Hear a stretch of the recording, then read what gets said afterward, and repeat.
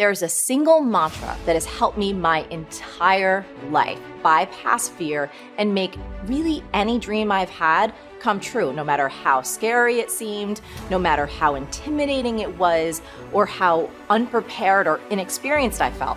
And that mantra is this. You ready for it? Start before you're ready. I'm going to say that again. Start before you're ready. Now, if I were you, Erin, I would get that little phrase tattooed somewhere on your body and live by it morning, day, and night. Because if you don't, here is what's going to be on your tombstone. Because here's the truth, Erin. If you wait until you feel ready to do anything meaningful, you're going to be waiting for the rest of your life. Look, I have been doing this for a long time now.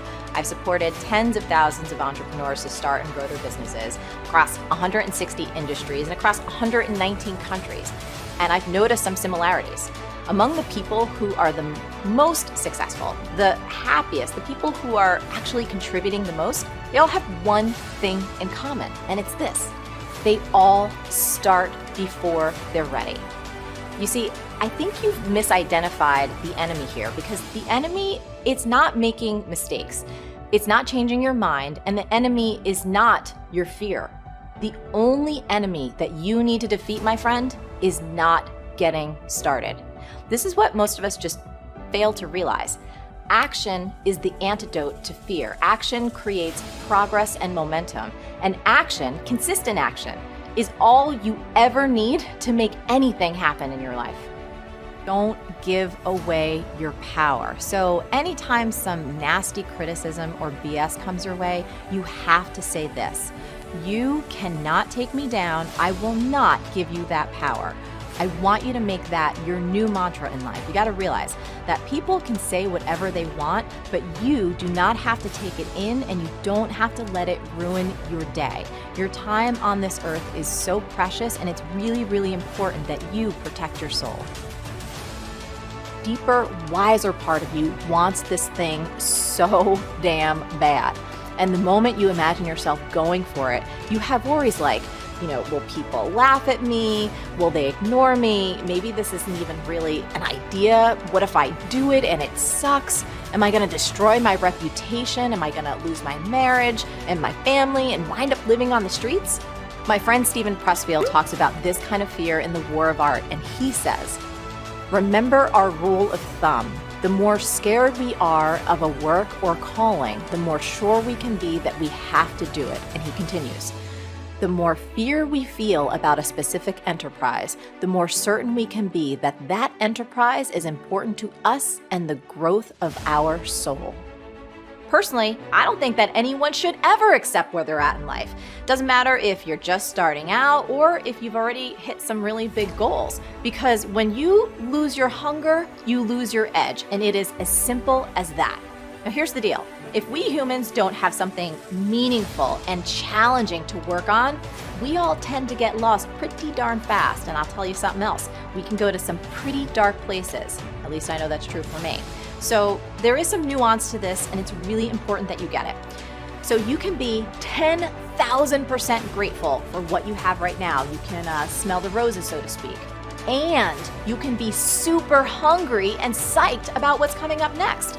Those two things are not mutually exclusive, and it's really important that you get that fact in your noggin.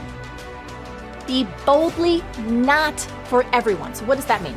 So sales prevention is this beautiful thing in business. And sales prevention is when you proactively tell people, do not buy my product, do not buy my program. You might be asking yourself, why? Here's why. Because not every product is right for everyone. And that's true no matter how great you think you or your product or your service is, because you cannot and will not please every person. So you really want to take that fact and use it to your advantage. You want to focus on attracting your ideal customers and really repelling the rest. So for instance, in B-School, here's what I tell people. Bottom line is this. When you are boldly not for everyone, you're going to attract way more of the people that you are right for. And that, my friend, is the formula for creating raving fans. That's the secret to making your business a real joy to run. And when that happens, you know what starts shooting out of your laptop? No, not money. Integrity rainbows.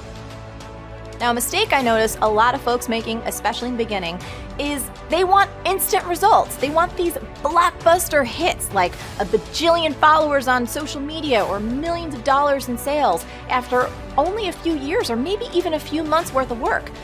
I gotta say, patience is one of the most underrated traits in modern business. Do not try and run before you can walk.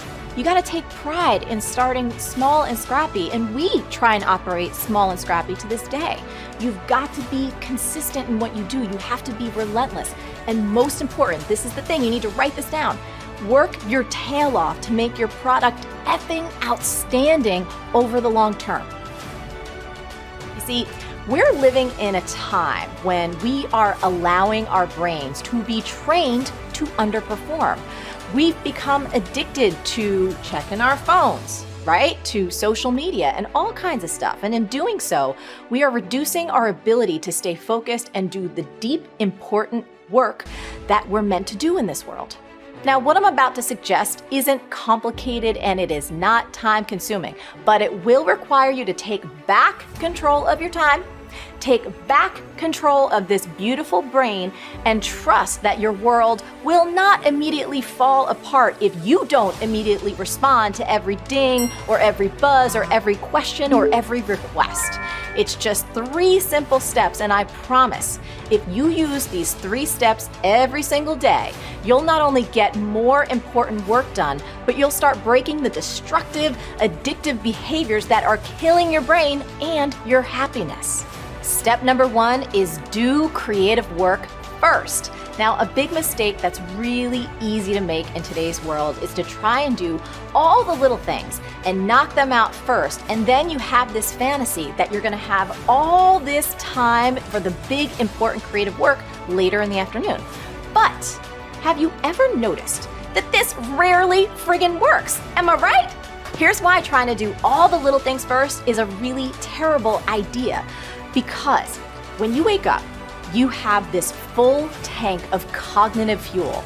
But what many of us forget is that we only have a finite amount of this super powerful cognitive fuel each and every day. And every single time that you make a decision or you resist temptation or exert any kind of self-control, you start to drain your cognitive fuel tank. You decide, do you want to use that limited cognitive fuel on something really important and amazing, or do you want to blow your daily wad on a bunch of dumb crap that doesn't really matter? Moving on. Step number 2, put your entire life on airplane mode. So don't try and ignore your phone or ignore the emails or ignore the Slack messages or whatever else that you have that dings and rings and pops up. That's like me telling Kuma to ignore this slice of salami. Ain't gonna happen. So rather than resist temptation, just eliminate it. And that means you have to put your entire life on airplane mode. Now, obviously, turn off all the notifications. So close all the tabs, close all the windows, turn off the apps, and especially for your phone, I suggest just turning the damn thing off. However, you also got to shut off some people too, and that means that you might have to tell your kids and your spouse and your coworkers that for the next 2 hours or 1 hour or 3 hours that you don't exist. Kind of like this.